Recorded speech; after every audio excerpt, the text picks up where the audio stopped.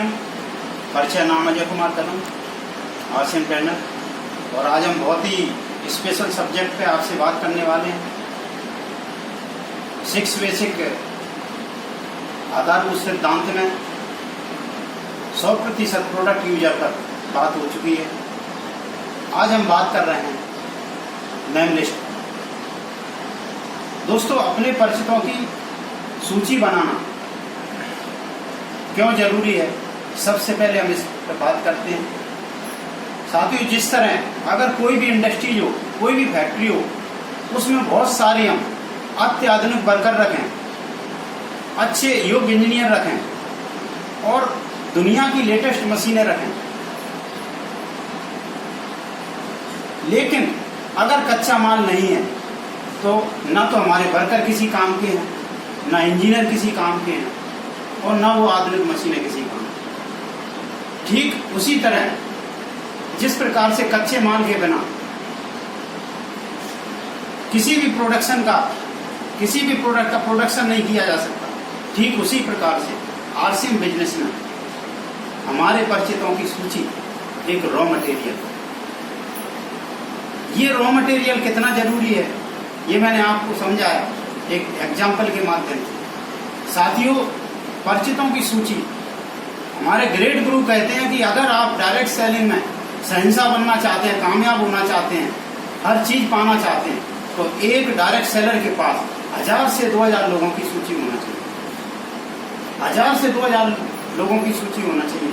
साथियों, इस सूची बनाते समय हमको इस बात का बहुत ध्यान रखना है कि किसी व्यक्ति को भी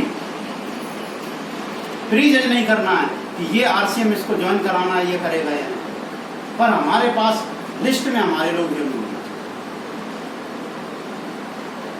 सूची बनाना उतना ही जरूरी है जिस तरह से अगर हमारे पास बंदूक है, गोली है और लक्ष्य का पता नहीं, तो साथियों मैं आपको बताना चाहता हूं कि ये सूची कैसे तैयार की जा सकती।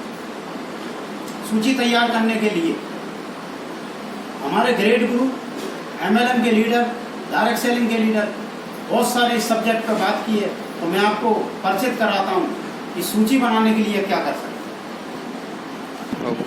साथियों, डायरेक्ट सेलिंग का एक सिंपल सा शब्द है, बहुत ज्यादा यूज होता है और ये सूची बनाने के लिए बहुत ज्यादा मददगार है। ये शब्द है साथियों फ्रेंड्स। फ्रेंड्स शब्द को अगर हम डिस्क्रिप्टर में लेते हैं तो हम पाते हैं कि हमारे पास कितनी बड़ी से बड़ी सूची हो सकती है। अगर हम फ्रेंड के F अक्षर पर नजर डालें तो इस जो F है, F मतलब फ्रेंड्स। फ्रेंड को अगर हम हिंदी में कहें तो मित्र, दोस्त, यार, सखा आना। हमारी सूची में कौन कौन से दोस्त आ सकते हैं? हमारे स्कूल टाइम के मित्र हो सकते हैं, हमारे कॉलेज एजुकेशन टाइम के मित्र हो सकते हैं, हमारे स्कूल टाइम के मित्र हो सकते हैं। स्कूल टाइम के मित्रों से मतलब ये है कि जब भी हम कॉलेज और स्टूडेंट लाइफ में जब भी हम खेलकूद करते थे, जैसे मैं क्रिकेट खेलता था तो मेरे बहुत सारे लोग क्रिकेट खेलने वाले थे, वो मेरी अच्छे मित्र थे, वो मेरी सूची में शामिल थे। और स्कूल टाइम के हो सकते हैं, आध्यात्मिक मित्र भी हो सकते हैं हमारे, जो हमारे उस तरह का एक वातावरण होता है, उस तरह का भी एक मित्र मंडली होती है, उनको भी हम लिस्ट में ले सकते हैं। परिवार के मित्र हो सकते हैं। परिवार के मित्र कैसे हो सकते हैं? जैसे पिताजी के मित्र हो सकते हैं, चाचा जी के मित्र हो सकते हैं, हमारे बच्चों के मित्र हो सकते हैं। वर्किंग प्लेस पर भी हमारे कुछ खास मित्र होते हैं। उसके अलावा हम पार्क में घूमने जाते हैं या कहीं डेली रूटीन में किसी जिम में जाते हैं, तो उस जगह हमारे मित्र हो सकते हैं। फोन बुक से हमारे मित्र हो सकते हैं जो हमारे फोन बुक में पड़े हैं। दोस्तों, मित्रों की एक बहुत बड़ी सूची है।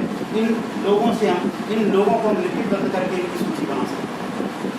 दूसरे नंबर पर रिलेटिव मतलब हमारे रिश्तेदारों की भी सूची बहुत लंबी है। नंबर 1 हमारे पिता पक्ष के रिश्तेदार, हमारे पिताजी के मामा, फूफा, जो भी रिश्तेदार हैं, ये सारे रिश्तेदार। हमारे माता पक्ष के रिश्तेदार हो सकते हैं, मामा, मामी, मौसी, मौसा आदि, ये सारे लोग हमारी लिस्ट में आ सकते हैं। इसी प्रकार से हमारे स्वयं की ससुराल वाले, अगर हम शादीशुदा हैं तो हमारी स्वयं के ससुराल वाले भी बहुत सारे रिलेशन होते हैं। मामा ससुर, फूफा ससुर, हमारे खास ससुर, ये वो दुनिया भर के रिश्तेदार होते हैं, ये हमारी लिस्ट में आ सकते हैं। स्वयं के बच्चा, अगर आप ज़्यादा उम्र दराज और आपके बच्चों की शादी हो, बच्चों के ससुराल वाले और परिवार के रिश्तेदार, इन रिश्तेदारों को हम अपने लिस्ट में कभी नहीं लेते। परिवार से रिश्तेदार मतलब हमारे चाचा के रिलेशन वाले, हमारे बाबा के रिलेशन वाले, हमारे ताऊ के रिलेशन वाले, ये लोग भी हमारे लिस्ट में होते हैं, चाचा ताऊ के रिलेशन। तीसरे नंबर पर हम बात करते हैं इंस्टीट्यूट। इंस्टीट्यूट मतलब संस्थान। आप जिस संस्थान में काम करते हैं उस संस्थान के हो सकते हैं। आप जिन जिन संस्थान को, जिस तरह से इंस्टीट्यूशन पे अपन बात कर रहे हैं कि शिक्षण संस्थान, आप एजुकेशन जिस जगह से लेते हैं, आपके बच्चे लेते हैं, वहाँ के आपके रिलेटिव लोग हो सकते हैं, आपके परिचित के हो सकते हैं। आप जिन दुकानों से अपनी परिचित आवश्यकताओं के सामान खरीदते हैं वो दुकानदार का वर्ग हो सकता है। आप जिस बार एमआई से कटिंग करा सकते हैं वो भी आपके लिस्ट में होते हैं। आपके बहुत सारे मेडिकल वाले, आपके वकील, बैंकर, इंजीनियर, मैकेनिक, बढ़ई, हलवाई, टेलर और जो भी लोग जो आपके संपर्क में आते हैं, जो आपके किसी भी संस्थान में या किसी भी जगह से जहाँ हमारा ताल्लुकात होता है, वो सारे लोग हमारी लिस्ट में होते हैं। साथ में अगले नंबर पर हम ये पूरे एम्प्लॉय माने कर्मचारी, बहुत सारे सरकारी और प्राइवेट कर्मचारी हमारी लिस्ट में होते हैं, हमारे संपर्क में होते हैं। सबसे पहले मैं बात करता हूँ हमारे सहकर्मी। आप जिस भी संस्थान में काम करते हैं, एम्प्लॉय के रूप में काम करते हैं, उसके आपके सहकर्मी बहुत सारे होते हैं, वो आपकी लिस्ट में होते हैं। आप स्वास्थ्य विभाग से संबंध रखते हैं तो स्वास्थ्य विभाग वाले भी कर्मचारी आपकी लिस्ट में आ सकते हैं। आपके बिजली विभाग वाले, आपके नल विभाग वाले, पंचायत वाले, रेलवे वाले, जितने भी संस्थान काम कर रहे हैं और जिनकी टच में हम जाते हैं, जहाँ से हमारे कांटेक्ट रहते हैं, वो सारे लोग हमारे कांटेक्ट लिस्ट में आ सकते हैं। अगली बात करते हैं हम पड़ोसियों पर। सबसे ज़्यादा अगर कोई भूल करता है लिस्ट बनाने में तो पड़ोसियों, तो उसका है कि हमारे पड़ोसियों। आप पड़ोसियों की लिस्ट बहुत बड़ी हो सकती है, आपके पड़ोसियों की पूरी आपके पास लिस्ट होना चाहिए। पड़ोसियों को जो लिस्ट है आपकी, कई लोगों की बहुत सारी लिस्ट हो सकती है। जैसे फॉर एग्जाम्पल मैं एक कर्मचारी की बात करता हूँ। एक कर्मचारी अपने सर्विस काल में कई जगह बदलता है, 2-2, 4-4 साल रहता है, तो उसके पास कई जगह की बड़ी बड़ी लिस्ट हो सकती है। ये लिस्ट भी हमारी बहुत बड़ी लिस्ट हो सकती है। जैसे मैं आपको बता दूँ, मैं अपनी नौकरी सेवा काल में मैं ग्वालियर रहा, मैं मेरठ रहा, मैं पिछोड़ रहा, मैं डबरा रहा, तो 4-5 जगह की मेरे पास पड़ोसियों की एक लंबी छोटी लिस्ट है। ये लिस्ट आपके पास मिल सकती है। अगले नंबर पे आते हैं डॉक्टर्स। डिफोर्स डॉक्टर माने जो आपके कहीं ना कहीं डॉक्टरी पेशा से जुड़े हुए हैं। आपका फैमिली डॉक्टर भी हो सकता है, आपका प्राइवेट डॉक्टर भी हो सकता है, आपके सरकारी डॉक्टर भी हो सकते हैं, ANM कार्यकर्ता हो सकते हैं, स्वास्थ्य विभाग वाले जो अन्य कार्यकर्ता भी हैं। ये सारे लोग इस डॉक्टर की लिस्ट में आते हैं। ये कहीं ना कहीं हमारे टच होते हैं। और मैं आपको बता दूं साथियों कि डॉक्टर बहुत फ्रेंडली लोग होते हैं। ये आपसे रिलेशन डेवलप करते हैं। अगर ये आपसे रिलेशन डेवलप नहीं करेंगे तो आप इनसे इलाज नहीं करा, ये आपके लिस्ट के हिस्सा हो सकते हैं। और अंत में एस फॉर स्ट्रेंजर माने अपरिचित लोग। ये कौन लोग हैं? ये लिस्ट आपकी सबसे बड़ी लिस्ट हो सकती है। इसके लिए आपको थोड़ी सी अपने अंदर काबिलियत डेवलप करना पड़ेगी।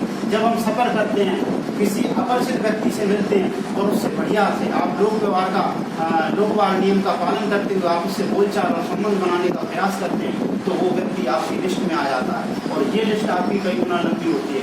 साथियों, जितनी भी मैंने यहाँ तक लिस्ट की बात की है, उनमें सबसे ज़्यादा उपयोगी आपके अपरिचित होते हैं, क्योंकि वो आपकी कमजोरियों को नहीं जानते। वो आपसे अगर जब भी रिलेशन बिजनेस का बनेगा तो सिर्फ बिजनेस का रिलेशन रहेगा। और यही लोग हैं जो आज तक किसी भी व्यक्ति को बिजनेस डायरेक्ट सेलिंग के अंदर, मल्टी लेवल मार्केटिंग के अंदर ऊंचाई पर ले गए हैं। साथियों, 2 बातें हुई हमारी कि लिस्ट क्यों बनाना जरूरी है और लिस्ट किन पर बनाना जरूरी है। और मैं आपको बताने जा रहा हूँ कि लिस्ट बनाने का तरीका क्या है। फॉर्मेट पर बात करते हैं हम। लिस्ट फॉर्मेट, लिस्ट हमेशा प्लेस वाइज हमको बनाना है, शहर वाइज लिस्ट बनाना है। सबसे पहला नियम है कि लिस्ट को हमको प्लेस वाइज बनाना है, शहर वाइज बनाना है। लिस्ट बनाते समय हमको सबसे पहले सीरियल नंबर यानी क्रमांक, दूसरे नंबर पर प्रोस्पेक्ट का नाम, तीसरे नंबर पर उसका पता, चौथे नंबर पर उसका कॉन्टैक्ट नंबर या मोबाइल, और 5वें नंबर पर वो व्यवसाय करता क्या, और 6वें नंबर पर संबंध या उसकी उम्र। दोस्तों, आप लिस्ट बनाते समय प्लीज नहीं करें कि कौन करेगा नहीं करेगा। मैंने जो लिस्ट बनाई है आपके सामने, मैंने एक ऐसे व्यक्ति का नाम लिखा हुआ है जो मेरी लिस्ट में विनोद कुमार निगम, ये मेरा बहुत एक मेरा सहकर्मी रहा फॉरेस्ट के अंदर, मेरे साथ भर्ती हुआ, अच्छा लड़का था। आज वो भोसीपुरा ग्वालियर का रहने वाला, मैंने लिखा है, मैंने उसका कॉन्टेक्ट नंबर लिखा है। और आप अगर गौर से देख रहे होंगे तो उसका व्यवसाय यानी वो एम्प्लॉय है, और एम्प्लॉय भी आबकारी निरीक्षक है, यानी इंस्पेक्टर है आबकारी विभाग के अंदर। तो ये लिस्ट है। संबंध देना क्या है, उसका मित्र है, और फिर अगर मित्र है तो उम्र का ज़्यादा नहीं रहता, फिर भी मैंने मेंशन किया है कि उसकी 40 साल की उम्र।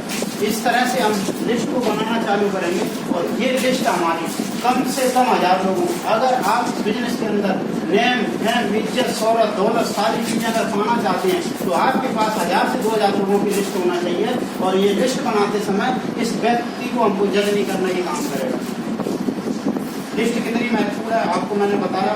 और ये जो सिद्धांत है सेलिंग, इसके बिना multi level marketing, direct selling या आरसीएम बिजनेस की कल्पना करना बेकार है। जितनी बड़ी लिस्ट उतनी बड़ी कामयाबी। साथियों, लिस्ट बनाना बहुत जरूरी है। आज के बाद हम नेक्स्ट एपिसोड में मिलेंगे, अगले 6 बेसिक के साथ में। जय आरसीएम।